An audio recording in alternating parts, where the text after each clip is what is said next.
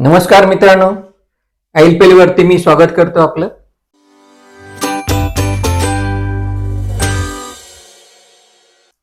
मित्रांनो, घरी पाहुणे आले की ते सांगतात तुमचं गाव दाखवा. आणि मग आपण काय करतो, म्हणजे आम्ही नाशिककर तरी काळाराम मंदिर, त्र्यंबकेश्वर, फार झालं तर मुक्तिधाम, इथंच आपलं सगळं गाव संपतं. पण असं नाहीये.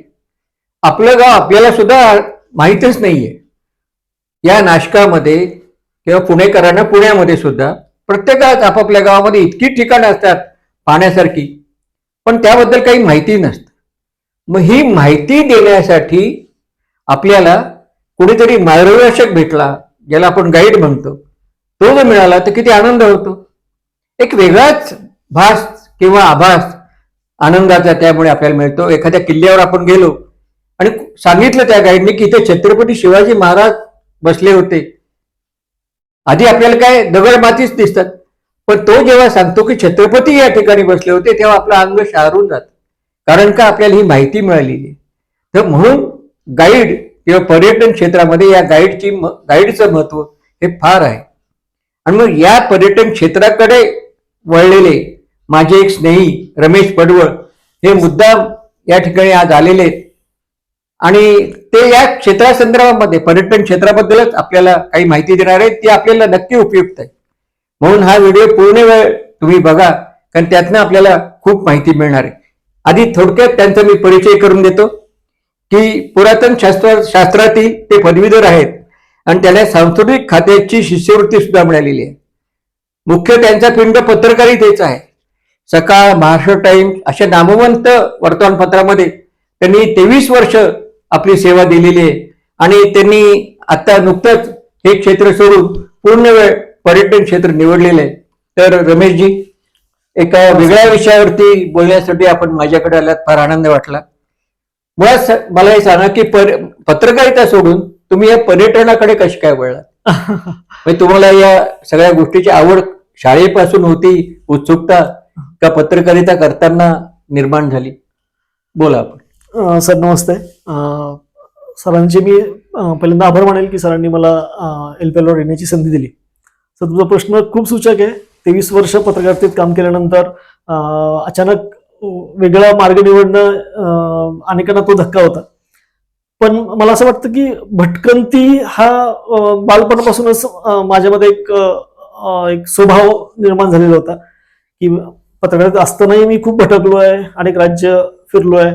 आणि नाशिकमध्ये जेव्हापासून मी आलोय त्यावेळेस संपूर्ण नाशिक मी भटकून काढलंय.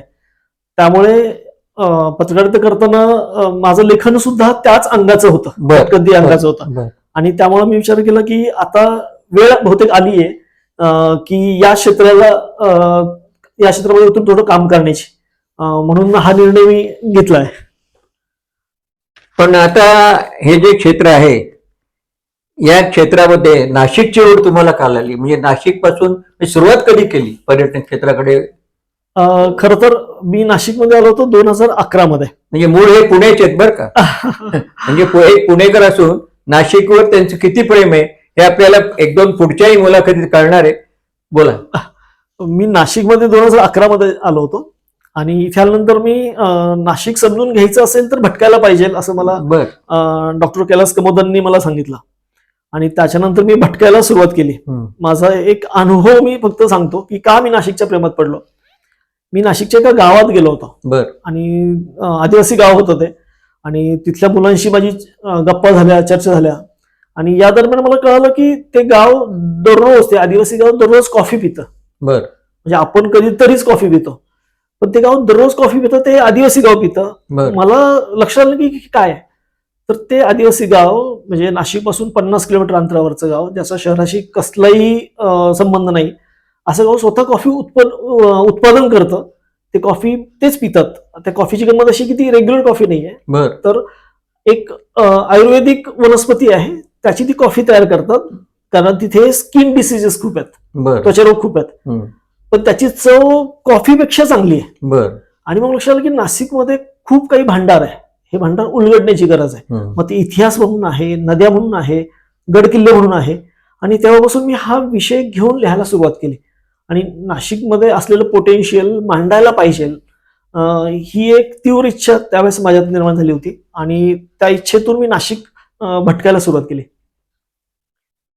पण सगळ्यात तुम्हाला नाशिकचं मुख्य आकर्षण असं कुठलं वाटलं खरं तर नाशिक की लोकांपुढे हे यायला पाहिजे? अगदी अगदी खरं तर नाशिक म्हटलं की त्र्यंबकेश्वर, रामकुंड, काळाराम मंदिर हे प्रामुख्यानं एवढंच आम्हाला माहिती आहे. अगदी मी आलो त्यावेळेस सुद्धा मलाही एवढंच माहित होतं, किंवा त्यापूर्वी कधी नाशिकला येऊन गेलो असतो तर त्र्यंबकेश्वर आणि काळाराम मंदिर इतकंच मी आलो होतं.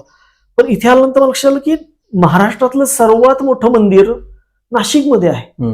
महाराष्ट्रामधल्या सर्वात प्राचीन लेणी या नाशिकमध्ये आहेत.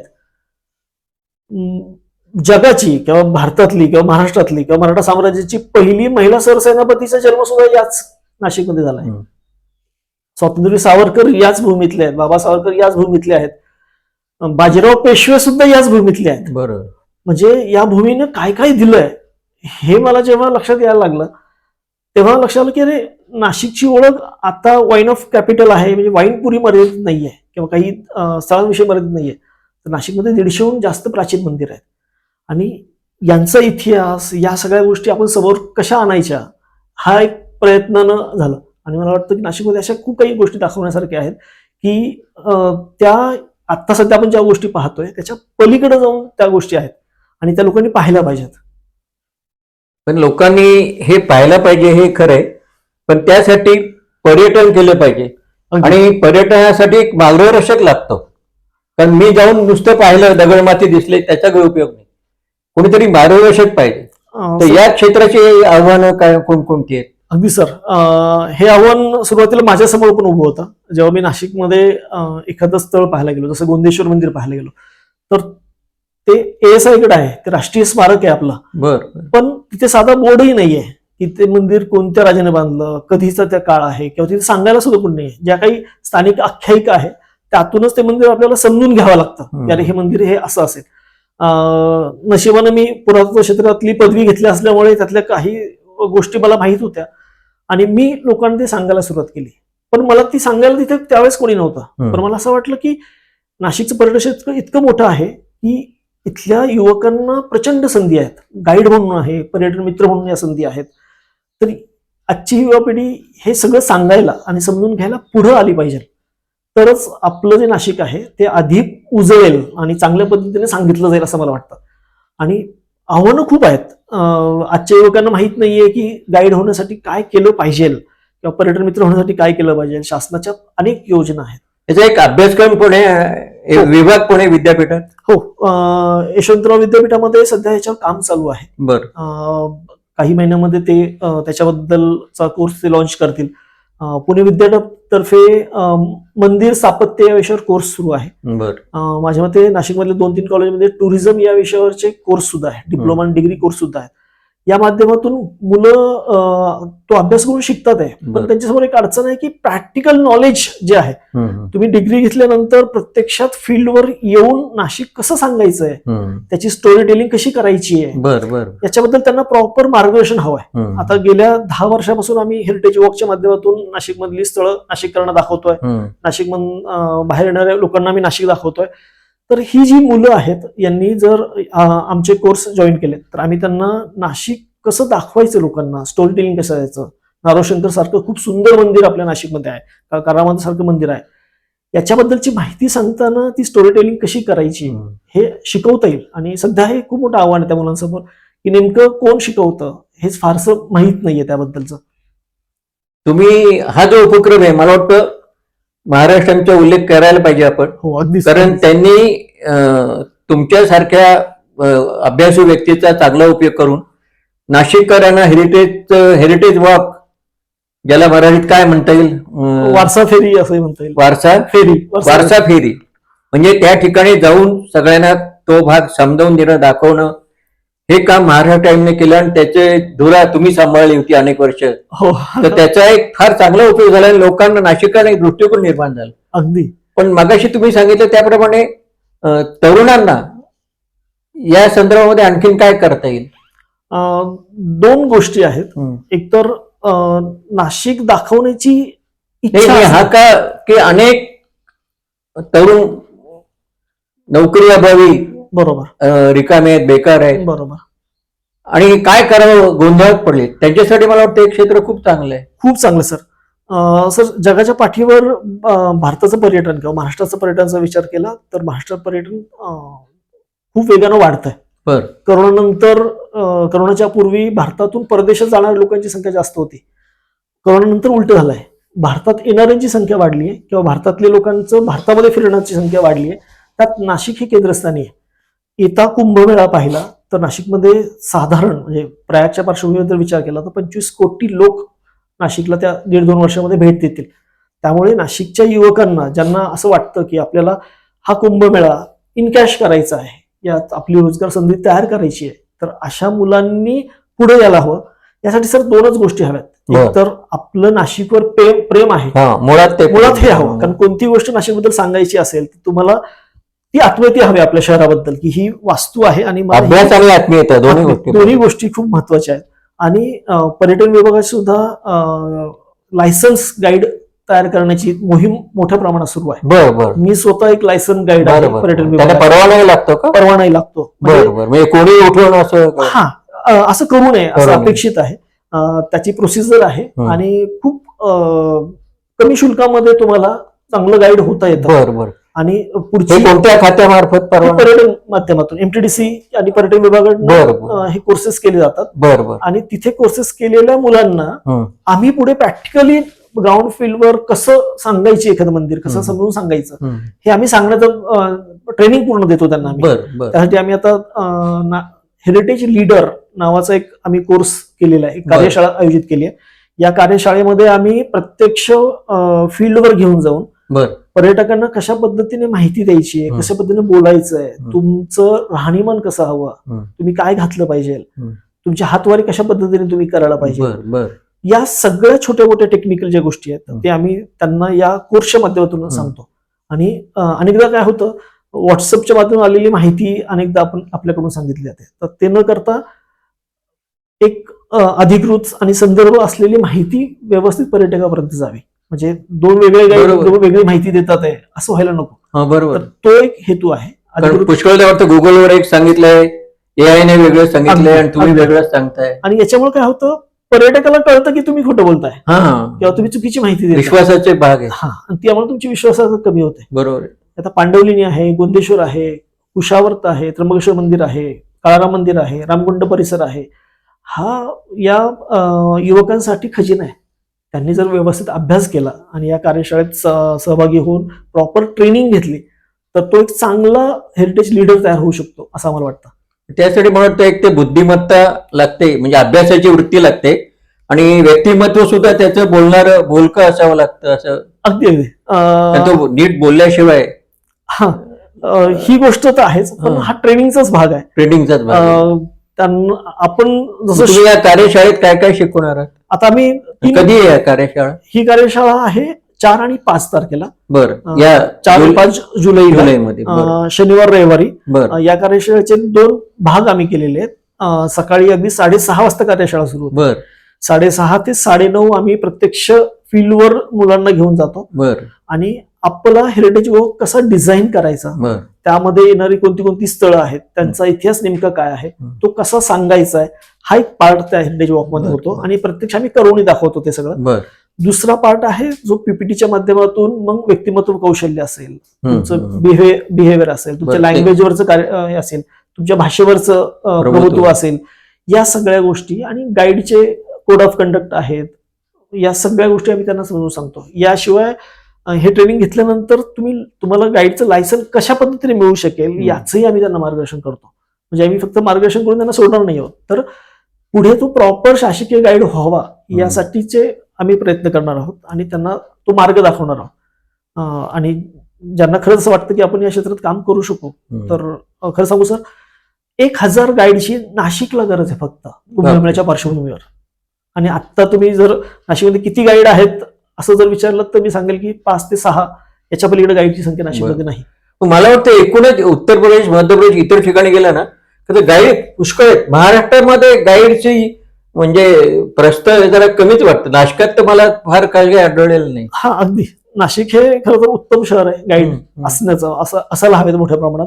पण काही खासगी मंडळीच हे करतात आहे माझ्यासारखे. पण आता आम्ही सुद्धा प्रॉपर ट्रेनिंग घेऊन आम्ही लायसन गाईडच्या दृष्टीने आम्ही आमचा प्रवास सुरू झाला आहे. तरुणांना फार मोठी संधी आहे. अगदीच. त्यामुळे तरुणी सुद्धा म्हणजे महिला वर्गालाही अगदीच. आणि या वर्षभरामध्ये जर 1000 गाईड तयार झाले तर त्यांना तो एक उत्तम रोजगार उपलब्ध होईल असं मला वाटतं. आणि हे काम अगदी तुम्ही तुमचं काम रेग्युलर जे तुम्ही काही काम करताय ते करून सुद्धा तुम्ही करू शकता. इतकी संधी आहे. वाईन कॅपिटल नाशिक असल्यामुळे वायनरीजचं टुरिझम हा अजून एक वेगळा संधीचा विषय आहे. आणि दररोज तुम्ही किती पर्यटक दररोज नाशिकमध्ये येतात तर दररोज 5000 पर्यटक नाशिकमध्ये येतात. आणि आपल्याकडे सध्या फक्त 5 गाईड आहेत. आणि इथे काय पाहायचं हे खरंच कळत नाही बाहेरून. म्हणजे जरी गुगलवर थोडी माहिती मिळवली किंवा पुस्तकं जरी वाचली बरोबर तरी प्रत्यक्ष जे काही आहे त्या जागेवरती बरोबर ती मजा काही वेगळी आहे. अगदी अगदी. मी जसं तुम्हाला सांगितलं की महाराष्ट्रातलं सर्वात मोठं मंदिर नाशिकमध्ये गोंदेश्वर मंदिर आहे. आणि तशासारखी 150 प्राचीन मंदिर नाशिकमध्ये आहेत. आपला ओढा त्र्यंबकेश्वर आणि गोदाकाठावरचे काळाराम मंदिर किंवा रामकुंड असतो हा बरोबर आहे, हे एक धार्मिक पर्यटनाचा तो एक भागच आहे. पण याशिवाय त्याच रामकुंडाच्या शेजारी अहिल्याबाईंचं राम मंदिर आहे. इतकं सुंदर मंदिर अहिल्याबाई होळकरांनी बांधलेलं आहे की ते पाहिलं की कळतं की नाशिक मधल्या चौकांना कारंजा हा शब्द कुठून जोडला गेला असेल. 200 वर्षापूर्वी अहिल्याबाई होळकरांनी त्या मंदिराच्या दुसऱ्या मजल्यावर कारंजा बांधलेला आहे. म्हणजे नाशिकच्या वारसास्थळांमध्ये हे छोटे छोटे जे पैलू आहेत हे जोडले तर नाशिकमध्ये येणारा पर्यटक की जो मला पर्यटक विचारतो ना रमेश नाशिकमध्ये मी आलो काय पाहू, तर मी त्यांना जी यादी देतो तो सांगतो रमेश मी 2 दिवसाचा प्लॅन केला होता, बहुतेक 5 दिवस थांबावं लागेल. याच्यामुळे नाशिकची इकॉनॉमी वाढतीये. पर्यटक येतो म्हणजे हॉटेल वाढतंय, बाकी सगळ्या गोष्टी वाढतात आहे. त्यामुळे नाशिक आर्थिकदृष्ट्या मजबूत करण्यासाठी पर्यटन हा एक खूप उत्तम क्षेत्र आहे. आणि आपला पर्यटन विभाग खूप चांगल्या पद्धतीने काम करत आहे. तर ज्यांना खरंच असं वाटतं की आपण या क्षेत्रात उतरावं आणि फक्त गाईड हा एक अँगल नाहीये, म्हणजे फक्त हा एक पार्ट आहे राईट, त्याला धरून असंख्य गोष्टी नाशिकमध्ये डेव्हलप करायला होतील इतक्या आहेत. तर ते कारंजा शब्दावरून सहज एक थोडासा विषयानंतर वदळकाली कारंजा, पंचवटी कारंजा, रविवार कारंजा हे तेव्हापासून तिथे कारंजे होते का काय? अगदी कारंजे होते. आणि कोणी बांधले होते काही माहित नाही. मराठा कालखंडामध्ये खरं तर जलालपूर नावाचं एक गाव आहे. जलालपूर आहे. तर जलालपूरमध्ये वऱ्हाडेश्वर नावाचं एक मंदिर आहे. तर त्या मंदिरासमोर जेवढा मोठा स्विमिंग टँक असतो तेवढा मोठा दगडी कारंजा आजही तिथे आहे. आणि ते कारंजे चालावं म्हणून छोटासा डॅम पेशव्यांनी बांधला होता आणि तो अजूनही तिथे आहे. जसं मी अहिल्याबाई होळकरांचं मंदिर सांगितलं तिथे दुसऱ्या मजल्यावर कारंजा आहे, त्यावेळेस लाईट नव्हती. कारंजा त्या पद्धतीने तो चालत होता. अशी असंख्य वैशिष्ट्य नाशिकच्या आजूबाजूला आहेत. ते कुंभमेळ्याच्या आधी हा सर्व त्यांचा गाईड निर्माण करणं तो प्रकल्प तुम्ही हाती घेतलेला आहे साधारणपणे. तर आणखीन काय त्या संदर्भात तुम्हाला करायचं आहे? 2 खूप आपल्या तरुणांनाही त्याच्याबद्दलची माहिती मिळेल. अगदी अगदी 2 खूप महत्वाच्या गोष्टी आहेत. एक तर पर्यटन विभागातर्फे गाईड प्रशिक्षण आणि या गोष्टी सुरूच आहेत. आणि त्याच्या पुढच्या टप्प्यामध्ये आम्ही गाईड लीडर तयार करणं हा एक त्याचा टप्पा आहे. म्हणजे प्रत्यक्ष काम करणं. म्हणजे आपण शाळांमध्ये कॉलेजमध्ये शिकतो, आपण थेरोटिकल शिकतो, पण प्रत्यक्ष नॉलेज आपण वर येऊन केलं पाहिजे ग्राउंडवर. तर त्या पद्धतीने आम्ही त्यांना ट्रेन करण्याचा प्रयत्न करतोय. हे झालं शहरापुरतं किंवा गोदाघाट आणि त्र्यंबकपुरतं हे मर्यादित झालं. पण नाशिकच्या ग्रामीण भागामध्ये सुद्धा खूप पर्यटन संधी आहेत. म्हणजे आमचा असा पुढचा प्रयत्न आहे की प्रत्येक गावामध्ये 2 पर्यटन मित्र घडवले पाहिजेत. जे त्या गावामध्ये एखादा पर्यटक गेल्यानंतर ते गाव त्याला फिरून दाखवणं, त्या गावाचं वैशिष्ट्य काय आहे. आता सायकड्यासारखं गाव आहे, बिनचूडकरांचं त्याला गाव म्हटलं जातं. त्या गावामध्ये मंदिरं आहेत, पेंटिंग्स आहेत, त्या गावातली शेवरेवडी प्रसिद्ध आहे, त्या गावातलं समोसा आणि कढी प्रसिद्ध आहे. तर या गोष्टीतली शांताबाईची खानावळ प्रसिद्ध आहे. तर या गोष्टी पर्यटकांना आणि विदेशी पर्यटकांना खूप आवडतात. आता मी युके मधून काही पर्यटक नाशिकमध्ये येतात त्यावेळेस आम्ही त्यांना आवर्जून सायकडा दाखवतो. तर त्यांना ते गाव पण अजून नाशिकमध्ये शिल्लक आहे, नाशिकच्या आजूबाजूच्या गावातले हे गाव पण दाखवण्यासाठी त्या प्रत्येक गावातले 2 तरुणांना जर आपण पर्यटन मित्र तयार करू शकलो तर मला असं वाटतं की एक उत्तम संधी शहरातच नाही तर आपल्या संपूर्ण ग्रामीण भागामध्ये सुद्धा निर्माण होऊ शकते. गाईड पेक्षा पर्यटक मित्र हा शब्द फार सुंदर वापरला. तर माझ्याकडे जर 4 पाहुणे आले तर एखादा खाजगी गाडी पर्यटक मित्र मला मिळू शकेल का? अगदी अगदी म्हणजे त्याला मी मानधन वगैरे देऊ, तर माझ्याकडे 4 पाहुणे आले तर मी त्यांना त्याच्याबरोबर पाठवू शकतो, अगदी असं होऊ शकेल. हो होऊ ही शकेल. फार चांगली गोष्ट आहे की प्रत्येक कुटुंबाकडे जर पाहुणे आले तर त्याला अशा प्रकारे स्वतःहून प्रत्येक वेळेला जाता येत नाही हा, नोकरी व्यवसाय सोडून. अगदी तर पाहुण्यांबरोबर कोणी पाठवायला असं मिळायला पाहिजे. अगदी मागच्या 6 महिन्यापासून हा आम्ही चांगला व्यवसाय आहे खरं. अगदी मागच्या 6 महिन्यापासून आम्ही जो प्रयत्न करतो आहोत, तर नाशिकमधल्या अनेक कुटुंबातून आम्हाला फोन येतात बर की बर आमच्याकडे पाहुणे आहेत आणि त्यांना नाशिकमधल्या काही वेगळ्या गोष्टी दाखवायच्या आहेत. बर बर तर त्या आवर्जून आम्ही त्यांना गाईड देऊन आम्ही त्यांना दाखवतो आणि त्यांच्याकडून आलेल्या प्रतिक्रिया खूप सुंदर आहेत बर की आम्ही हे नाशिक पाहिलंच नाही, आम्ही नाशिककर असून. छान. तर आज आपण या ठिकाणी एक या पर्यटन क्षेत्रा संदर्भामध्येच जास्त बोलतो आहोत, कारण पुढच्या आपल्या बैठकीत तुम्ही नाशिकच्या संदर्भामध्ये काय काय पाहण्यासारखं आहे, नाशिकचं वैशिष्ट्य काय हेही सांगा. नक्की सर. आणखीन 1-2 गोष्टी आपल्याला तुमच्याकडे जाणून घ्यायच्या आहेत. पण तुम्हाला या क्षेत्राबद्दल आणखीन काही सांगायचं असेल तर जरूर या ठिकाणी सांगा. तरुणांना काही आवाहन करायचं असेल आणि यांनी हा जो अभ्यास केलेला आहे तर त्याची पुस्तकं सुद्धा त्यांनी काढलेली आहेत. त्यांची तपोभूमी नाशिक नावाचं पुस्तक आहे, वारसायन नाशिक डायरी त्यांनी लिहिलेली आहे आणि गोंदेश्वर मंदिर जे आहे ते एका मंदिरावर त्यांनी अख्खं पुस्तक मोठं काढलेलं आहे. तेही त्यामुळे निम्माच भाग झालेला आहे. म्हणजे इतका त्यांनी आपल्या नुसतं पाहिलं नाही तर त्याची नोंद केली, त्याची पुस्तकं काढली आणि पुस्तकं वाचकांपर्यंत गेलेली आहेत. ती पुस्तकं तुम्हाला नक्कीच या ठिकाणी त्यांच्याकडे मिळू शकतील. तर जाता जाता तुम्ही या व्यवसायासंदर्भात पुन्हा एकदा थोडक्यामध्ये सांगा, मग आपण समारोप करूया. नक्की सर. मला असं वाटतं की पर्यटन क्षेत्र खूप झपाट्यानं वाढतं आहे आणि या क्षेत्रामध्ये काम करू इच्छिणाऱ्या तरुणांनी प्रत्यक्ष फील्डवर येऊन काम करायला हवं. नाशिकचं हॉटेलिंग हे क्षेत्र सुद्धा प्रचंड वाढत आहे. गाईड नाशिकची ही खूप गरज आहे, मोठी गरज आहे. आम्ही जसं मगाशी म्हटलं होतं की नाशिकला या कुंभमेळ्यामध्ये 1000 गाईड जरी नाशिकमध्ये तयार झाले तरी त्यांना उत्तम रोजगार मिळू शकतो आणि ही शेतोरी त्यांना आयुष्यभर पुरू शकते. हो नक्कीच. त्यामुळे यासाठी तरुणांनी पुढे यायला हवं. प्रॉपर शासकीय लायसन्स घेणं असेल, ट्रेनिंग घेणं असेल आणि नाशिकचा अभ्यास करणं असेल, या गोष्टी त्यांनी केल्या तर यासारखी संधी दुसरी नाही असं मला वाटतं. Yes sir. तर मित्रांनो, माझ्या तरुण मित्रांनो, तरुणींनो, हा एक फार चांगला व्यवसाय आहे. त्यामध्ये छंद आहे, हौस आहे, फिरणं आहे, भटकंती आहे आणि लोकसंग्रह वाढणार आहे. कारण तुम्ही ज्यांना ज्यांना गाईड करणार आहात ते सगळे तुमचे मित्र होणार आहेत. तर तुमचा मित्रपरिवारही वाढणार आहे. एका चांगल्या पर्यटन क्षेत्राकडे आपलं लक्ष रमेश पडवळ यांनी आपलं वेधलेलं आहे. रमेशजी, मी सांगितल्याप्रमाणे पुढे आपण नाशिकच्या माहितीसाठी येणारच आहात. आज या ठिकाणी आपण थांबूया. तुम्ही आलात याबद्दल पुन्हा एकदा आपल्याला धन्यवाद देतो आणि थांबतो. मित्रांनो, IPL नक्की सबस्क्राईब करा. हा जो नवीन व्यवसाय, नवीन क्षेत्र आहे याची माहिती इतरांना मिळेल, म्हणून इतरांनाही हा व्हिडिओ पाठवा. पुन्हा एकदा आपल्याला धन्यवाद देतो आणि थांबतो. धन्यवाद.